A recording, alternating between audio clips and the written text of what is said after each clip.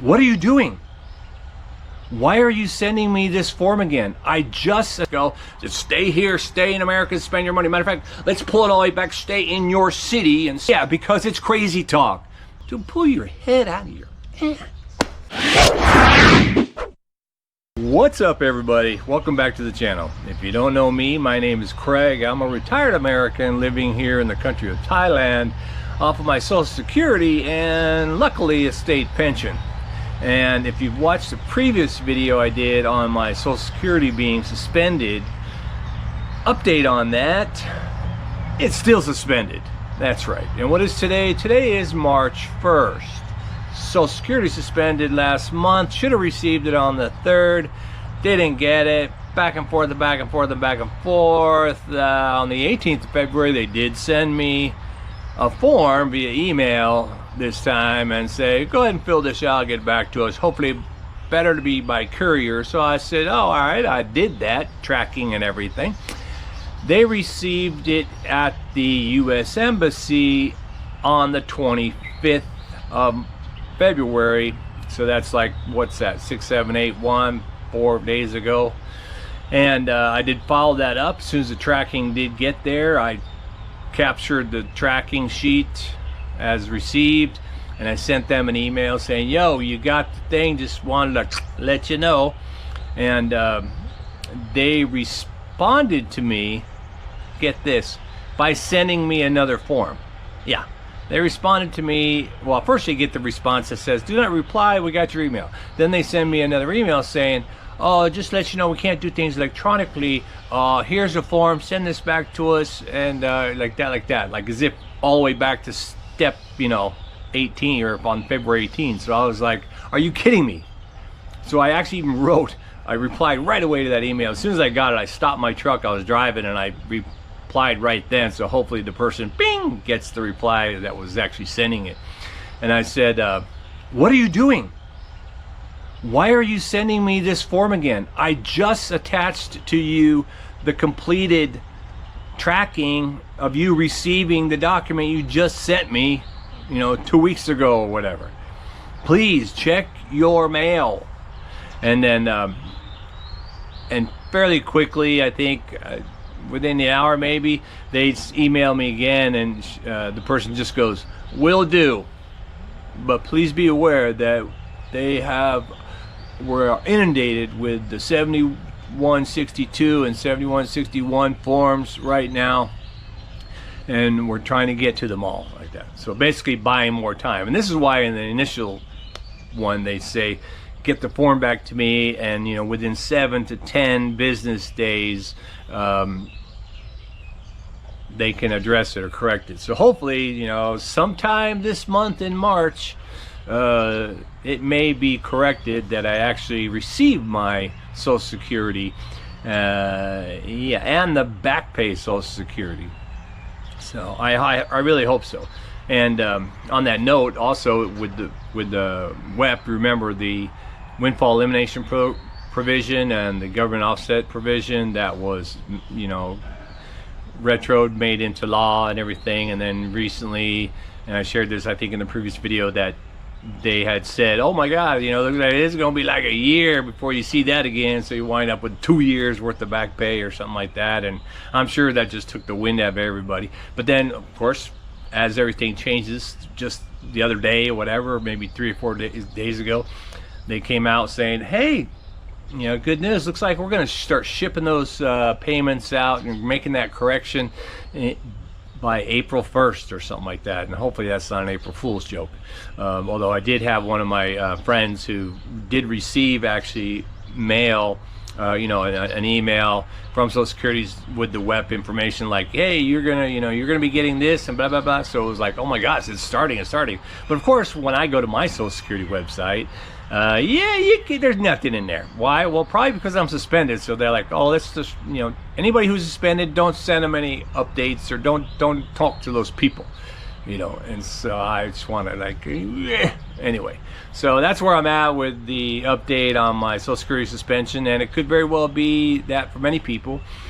And what I'm hearing now is that it looks like it might even be a bigger problem unless they can get in there and get mine done before all the crap hits the fan. And what I'm talking about is more layoffs within the Social Security Administration.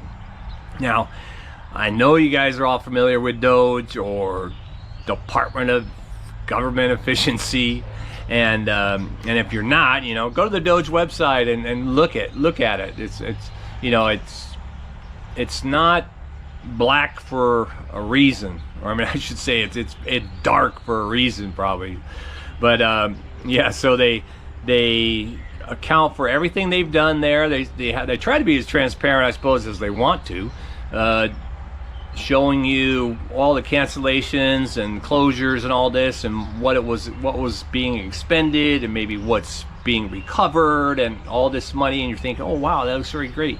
You can also go to the US debt clock, I think it is, .gov or .org or whatever, and that's a pretty cool website. You know, it's really just one big old page interface that shows real-time clocks of all the government's different areas being spent, as well as charitable, and it actually has the DOGE thing in there now. And so the DOGE clock is spinning about how much debt recovery they're doing. One of the big areas that they are recovering is in real estate, and they categorize it like that too. So in real estate, they are basically closing all the offices. This is where you've heard of this. Oh, closing USAID, closing HUD, closing the veterans offices, and closing a lot of Social Security offices. And if you don't think that's happening already, there's a map here also of all the states that already have closures. Now, I think at that time, the closures were probably also trying to move people from those Social Security offices into, like, you know, consolidating. Like, so if there's a state office down the road for something else, and then there's a different Social Security office, and they have room on the 3rd floor or whatever, you know, you ship everybody over there, you close this office, you don't have that lease anymore, or you don't have the property anymore, you can sell it and you recover that. And that's really perfect. And so,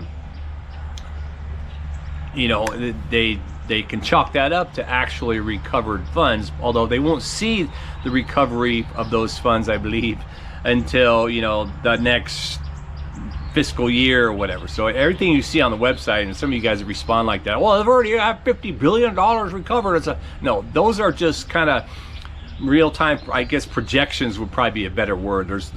I think there's very minimal amount that's actual dollars, but maybe in a year or 2 years, you know, the projections and the actuals will be able to be printed out, and you'll be able to see what really happens. I mean, especially as you see on that website, there's a lot of these cancellations for programs and grants and contracts and all of this. Well, if you ever owned a rental property or even rented a property, you'll know that, you know, you entered a contract. So if you leave your contract early, depending on how they wrote that contract, you may be paying the rest of the contract. So even though the government may say, you know what, we're closing that lease, well, it's only February. The lease probably started in January, so you're probably gonna have to pay the rest of the year's rent, at least, if not the whole contract. And that's much the same way with grants. If you see on that website that there's a $500 million grant canceled, you know, and the asset is worth 500 million or whatever, that doesn't mean that they recovered 500 million. With respect to grants, especially with grants are obligated funds that were passed by Congress and signed off and all that stuff. So when you get a grant, you know, you apply for a grant, you write, oh, I'm going to do all this great stuff, and then they, oh, here's 500 million to do that, and we're going to give you, and it has a 3-year window to get that completed.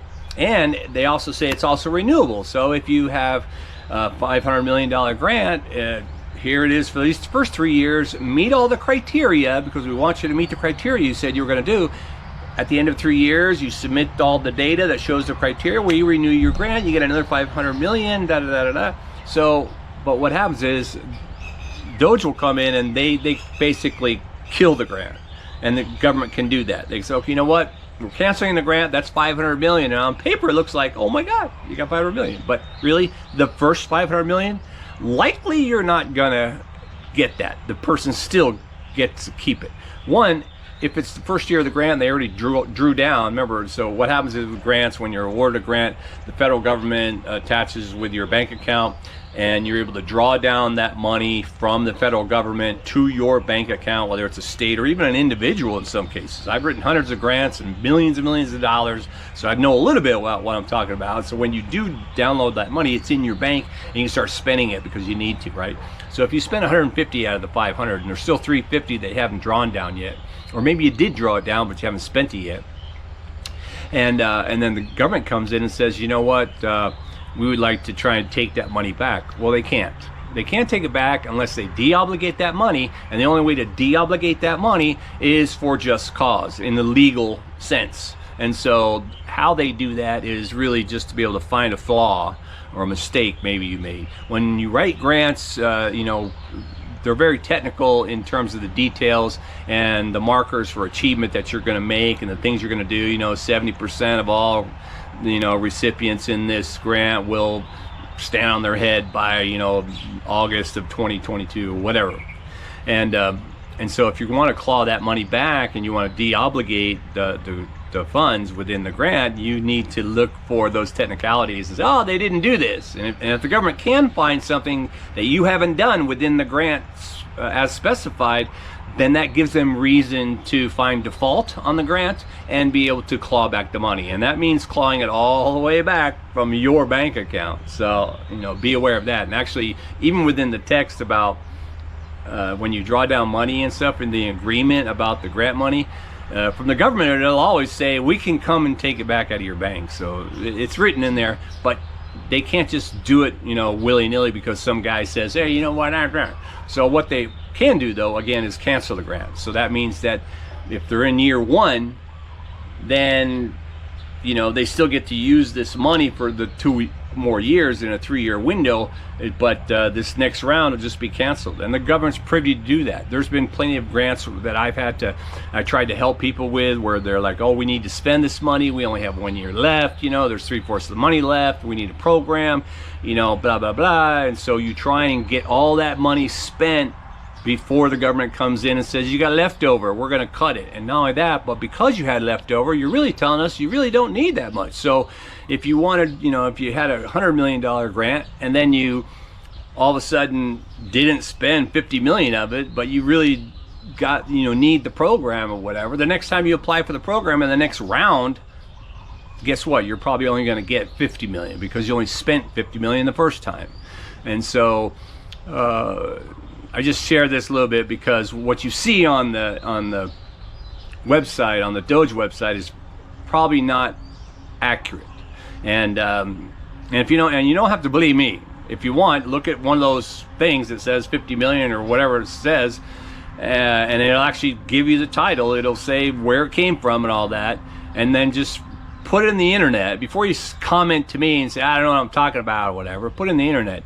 Did DOGE recover from HUD $22 gazillion or whatever, and put that in the search bar and look at the data before you come back, because I tell you, I was exhausted looking at all the comments from the previous video. I did a follow-up video to that suspension video, and I talked about people's comments, but fair enough, there's been, you know, 1,000 more comments after that. And the amount of knowledge drain or something, I think, from people that make some of these comments are just incredible to me. You know, people are saying, oh, by law, Social Security, you can't spend, you can't send your money overseas. What? To pull your head out of your pants. You know, since 1940, when we started Social Security, they've been sending money overseas. Actually, the very first year that Social Security started, there were over 100 people that were getting their money overseas. And I don't know how they do that, Pony Express or whatever the hell happened. It's probably a wire transfer. Everything was done wire back then, I'm sure. But they were getting money, and you continue to get money. You earn the money. You worked your whole life for that money. It's yours. You can take it around the world in a suitcase if you want. There were even people who said, oh, you shouldn't spend that money overseas. You're American. You should spend it in America.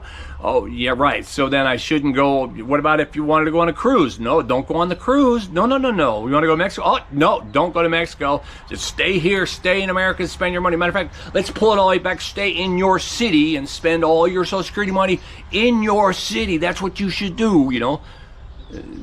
Does that sound crazy? Yeah, because it's crazy talk. Dude, if you think you know the law, like these kind of laws, again, before you're typing it here, type it there and hit search and see what you come up with. You might enlighten yourself and go, wow, I was wrong. But if you have something you think I am wrong, again, put it in there, let me know. I'll be happy to come back and do another video and say, oh my God, I'm an idiot. I did it. I was wrong. I was wrong. But, you know, come on, people. It's actually frightening the number of comments that, or I should say the number of people that are that ignorant. And ignorant refers to the lack of knowledge, not stupid, which is something totally different. And for those people that make those comments, those comments usually don't make it, because if you're a freaky comment kind of, I let that one, you know, I filter that out because I don't need to have that on there. You know, this pure hate and all this other stuff. Matter of fact, I like everybody's comments. I don't care.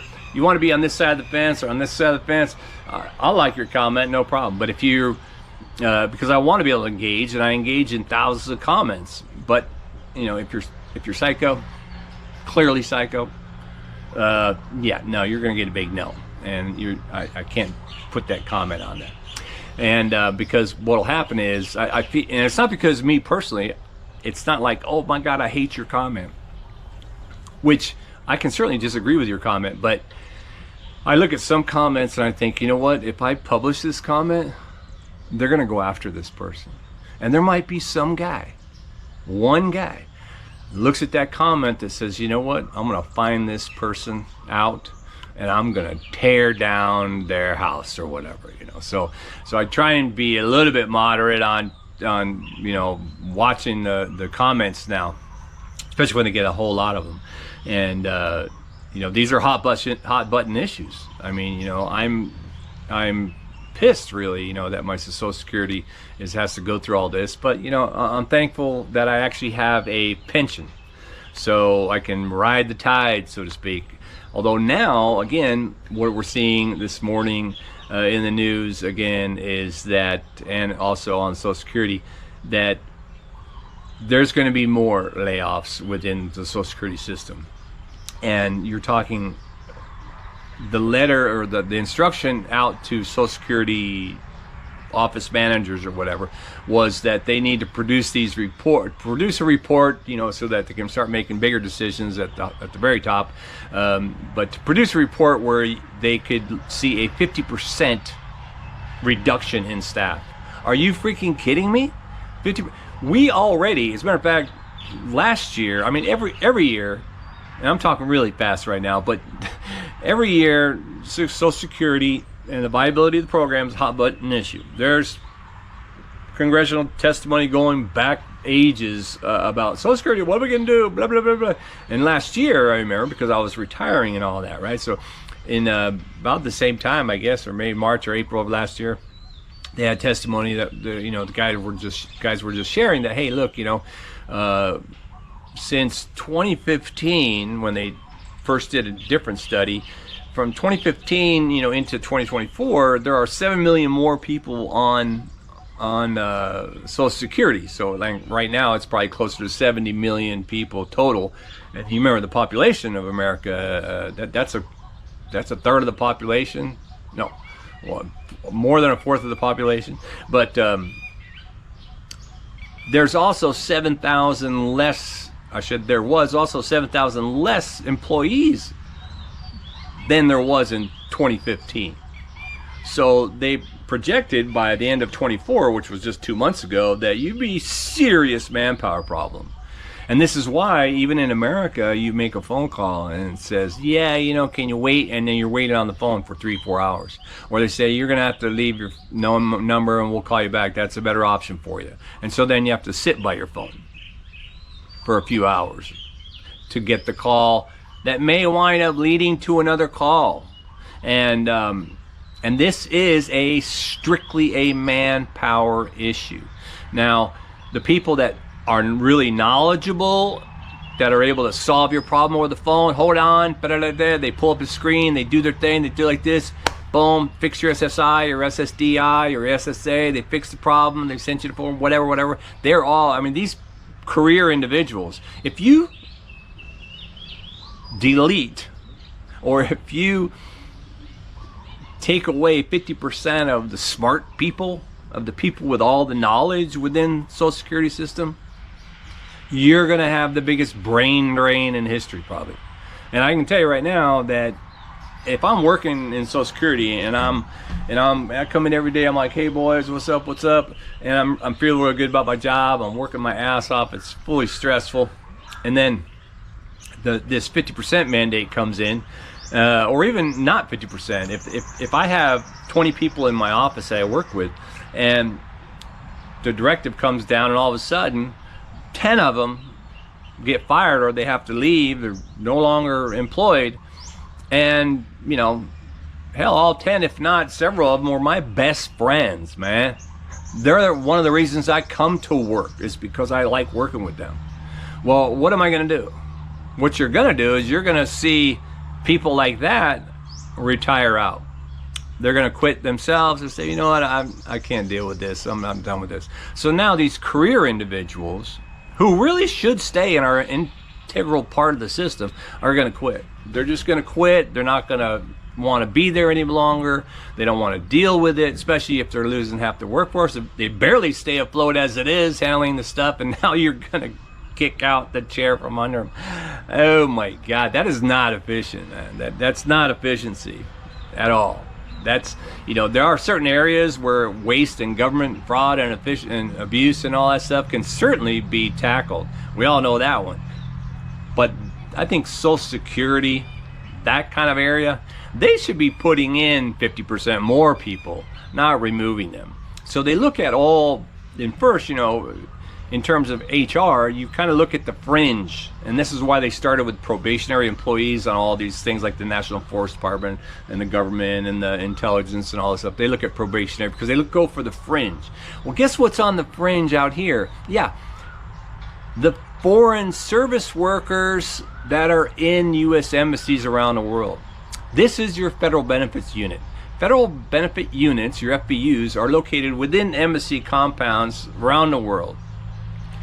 Regionally, they handle several countries all at once, especially here in Thailand, it's in Manila, in the Philippines, and the majority of people who work within a federal benefit unit are local nationals.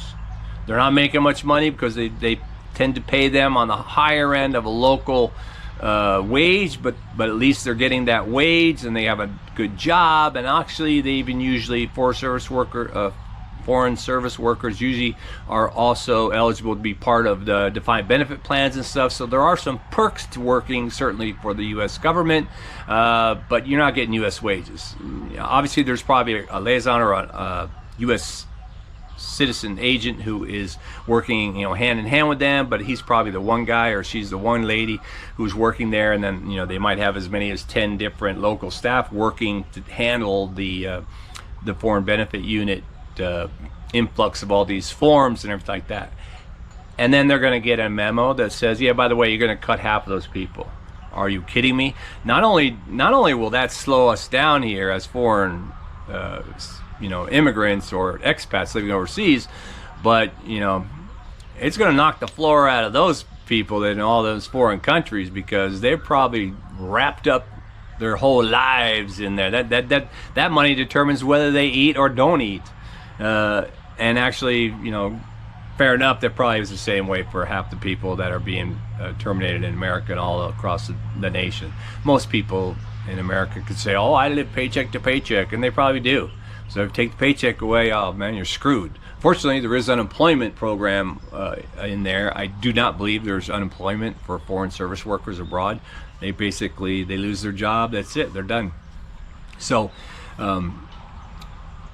looking at further cuts within Social Security, one of the fringe areas, again, is the foreign benefit unit that are in U.S. embassies around the world. And by the way, these foreign service workers, there's probably 50, 60,000 of these people around working. Not just actually within FBU, the numbers are probably smaller, but in the embassy itself. And these are, they're categorized, right? So if the government looks, and the government's been doing that, right? They're looking at spreadsheets and data sheets. They're not going out to every single entity and investigating who really needs to be cut here. Where is the fraud, abuse, and waste? I see it. I'm going to correct it. I'm going to do it. They're not doing that. They're being able to look at a sheet and go, you know what? I need 20% of that. And so, if they look at that and they just say, okay, well, the embassy in Manila, you have 500 workers. You need to figure out how to make that 250. That means U.S. embassy services are also being cut. Never mind just the FBU, but cuts. So this is something that's pretty scary, I think, for us as expats or immigrants that live in other countries, when we have to think about trying to service or receive service for our benefits while we're overseas. I think from the comments in previous videos, and again, everybody seems to have the common theme that it's always been difficult to get in touch with their embassies or with their foreign benefit unit. It doesn't matter if it was Rome or if it was in Belize or whatever, or certainly in Manila. They all kind of had this thing where it's just always understaffed and kind of problematic. And me getting my benefits suspended, remember, it's not a me problem. For those of you who made those comments, just look at the comments and see how many dozens and dozens of people said, yeah, me too, didn't get mine. This has happened for many years. It's not just DOGE or whatever. These guys didn't just start making the suspensions happen. Those were probably been occurring. It's just that I'm swept up in this round of it. Although now I believe it's exacerbated by everything that's going on, and it will probably continue to be that way. And so, I don't know what the word is. You be vigilant? No, that's just ridiculous. I think it's just be prepared. Be prepared. If you're getting your Social Security check this month on time and all of that, think about maybe, and you're relying only on that, you might think about, I'm not gonna spend it on that new motorbike or whatever right now. I'm gonna wait a few months. Let's see how this stuff rolls out, see if there's self-correction, which there may be some self-correction here. I mean, if you've been following the DOGE and everything that's going on, you'll see that they're fire a truckload of people and then bring half of them back because they had some it was oversight or whatever, and or in hindsight they say, oh, maybe we shouldn't have fired those people, and so they're bringing a lot of people back and stuff like that. So they're trying to self-correct. Maybe with Social Security, somebody in Congress or in the Senate or something steps up to the plate and says, whoa, pull the brakes on that, and don't touch Social Security employees. The administration already said, we're not touching Social Security. We're not going to touch Social Security. And you know what? They're probably not. They're not touching your money right now, because it'll probably be touched later, 10 years from now, but they're not touching Social Security. But if you take half the workforce away, you're cutting the legs off the people who are going to get the money to the people. So in essence, you may not be taking the money away or the benefits away, but you're taking the ability to receive those benefits. So it's going to probably have the same effect, i.e. the guy has to wait 2 months without any money at all. So he's not going to get his meds. He's got to kick in different gears. Maybe goes into debt. Guy didn't have any credit card debt, but now he's got to be able to use his credit cards for cash advances and all these other things to put himself in debt to try and cover the time span, the delays that are going to occur as a result of job force cuts. And again, with our foreign benefit units, what is that going to say? There's 700,000 plus of us living overseas in various countries. If it's difficult now to handle all what we're doing through the foreign benefit unit office, and you cut 50% of those people, I can't imagine the kind of delays that will be occurring. I'll be interested, obviously I'm going to follow it, and I'll be interested to see what kind of solutions there are. For me, I look at it as there are solutions. If you're going to cut 50% of the workforce, then don't cut it without a plan, a back-end plan to be able to take up the slack for those losses, or actually maybe improve it beyond what it was. And obviously in today's environment, that's going to be technology. If you know, with all these foreign benefit unit, all these forms going there, why are we not doing the form digitally? And if you're watching this, you know, any government DOGE people, whatever, get the damn form online. 7162, 7161, put them online. I was signing secure documents 20 years ago. A PDF file that's secure, your password to get into the document itself to fill it out. A DocuSign document where you actually are able to sign it online. These things, that's a one and done. And then not only that, it's not only digital, but it can show up already in a spreadsheet. So one person in the foreign benefit unit office can look at the spreadsheet and go, yes, it's all green. Oh, there's one that's red. I'll get that one. Instead of going, and if you need to talk to people, get a very robust video conferencing system so that you can look, you know, I can have 10 people. If I'm an agent in Social Security, I can have 10 people on Zoom from the Philippines at the same time. They don't all have to hear each other, but I can hear them. And they all have these questions. I can go, okay, Mike, what's that over there? You know, and the next thing you know, 5 of them have the same exact question. I'm able to pipe them all in, unmute them, and say, all right, with respect to 7162, don't forget to do this, Boom. Now I've answered 5 of them all at once. I didn't have to wait. I didn't have to put them all on hold for 3 to 4 hours. Have a system in place to make it more efficient. Government efficiency. These are no-brainers to me. I mean, I'm not a genius, but I'm not stupid. Why can't they do that like that? It's so easy to do something like that. And now I realize if you're really old overseas, maybe technology isn't your thing. But you know, if you're 90 years old, living overseas and relying on Social Security, one of 2 things. Either one, you're healthy, strong, and able, and you have your wits about you. So you probably could figure out how to press a video call button. Or 2, you have a caregiver who does all that for you. They're the person who's handling their finances and medications and everything anyway, so they can do it. They probably even have a power of attorney on those, with respect to those things too, so they can do it for you. There should be a way for everybody to just go into the digital world with respect to a simple video call. You can even put the shortcut on somebody's phone and have them touch that button, and that's it. It automatically dials in at the appointed time or whatever. I just had to call the IRS. I mean, I tried to get into my IRS account. I had a problem. So the IRS agent came online in video real quick. Hi, how you doing? How you doing, sir? Can you ID yourself? And so I showed my passport with my face, and he looks down at the desk like he's got a picture of me or whatever. And he's like, okay, well, thank you, Mr. Garrison. And I'm like, boom, done. I'm in. It was that quick. He was able to verify who I was on the video. You want proof of life? That's proof of life right there. You could easily have that set up for all these foreign benefit units or all these people that are overseas. If you wanted to close the foreign benefit unit totally, eliminate it totally in all the embassies, if you had hired more people, you know, in the States that had this video link or whatever, you could probably deal with that.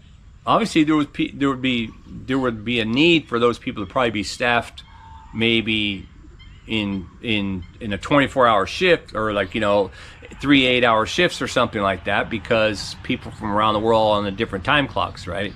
If I want to talk to America, I got to wait till the middle of the night or whatever to make certain phone calls and things like that. But there is a way to do this if you want to be more efficiency. But for Pete's sake, man, coming in and cutting the federal benefit unit staff? You're kidding me. Please, let's not make this happen.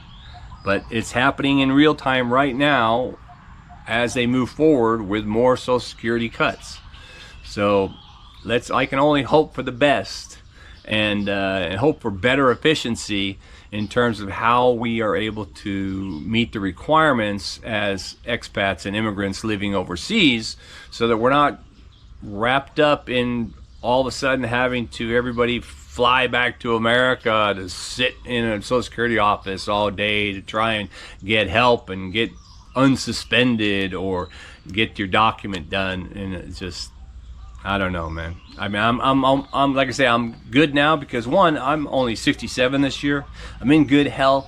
I have another pension, so I'm one of the few, more than likely, that can survive, like I say. And my battery overheated right there.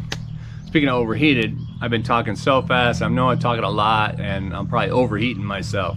But if you are living abroad and you are in contact with your federal benefit unit, one, please give them some patience, and two, be prepared. You know, to me, and I should also add here, to me, this isn't a political issue. I'm not trying to make this political, because in reality, it's really just kind of logistics for me. These are issues that we are faced with as immigrants and expats overseas, and people in America are faced with respect to Social Security. They are faced with the same kind of challenges with respect to manpower and getting in there. This doesn't have to be political, whether it's right or left or middle or whatever. This is something that has been going on for many years and will probably continue to go on unless there are significant changes with respect to, you know, efficiency.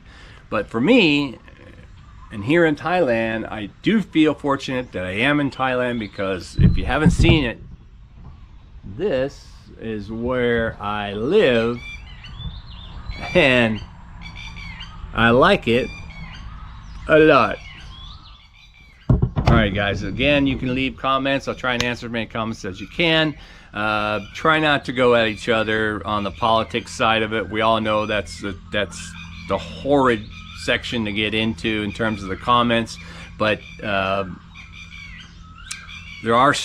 is strength in numbers. So if you really want to be able to do a shout out and try and make sure there's some corrections and stay away from the Social Security, you know, cutting workers, then you know, call your congressman, call the White House, I don't care, call the police. And I'm not fear mongering for you guys who love to say that in the comments. You know what fear mongering is? Fear mongering is me coming over there and beat your ass. That's fear mongering.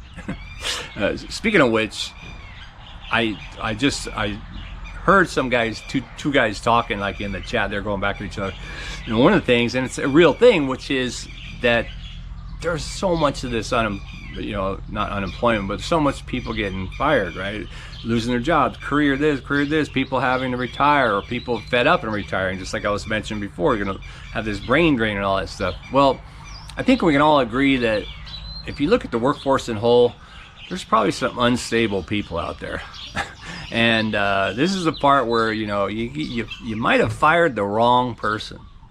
So I don't know who's looking out for that, but I'm just waiting. I'm waiting for it, for the news article to come out that shows some guy got pissed off, and, you know, as we know, went postal on the whole thing, and God forbid this starts careening off into a very, very sad day in U.S. history. But for me, again, I'm just gonna try and calm down. All right, man. Well, thanks for watching, and keep watching. If you haven't watched my channel before, like I said, this is really a one-off kind of video. Usually my videos are all about my life here on the Thai farm, breaking stuff and building stuff, and getting in trouble here. So that's a lot of fun. So if you're watching for the first time, maybe you're interested in the channel, go ahead and like and subscribe.